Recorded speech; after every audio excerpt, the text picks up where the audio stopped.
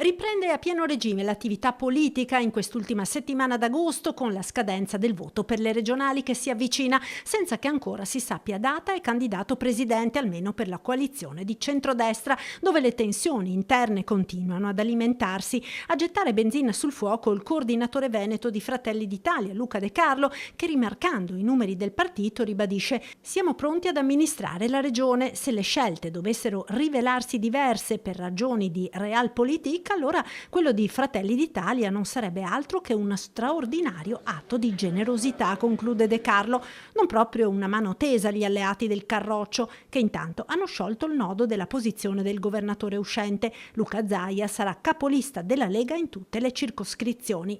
Attacca Andrea Martella, segretario veneto del PD.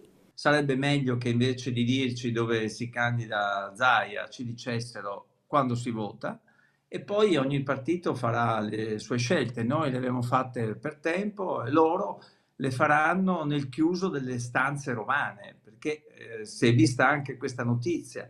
Non c'è una scelta che viene fatta in Veneto, ma c'è una scelta che viene fatta a Roma, in qualche palazzo, tra i leader dei vari partiti dello schieramento, sulla base di equilibri politici tra le varie forze e non sulla base dell'espressione territoriale. Se poi è questa l'autonomia, non avere la possibilità di decidere, far decidere a Roma sulla base di chissà quali criteri, mi pare che sia proprio la dimostrazione che all'autonomia non si crede, oltre a non essere stati capaci di realizzarla.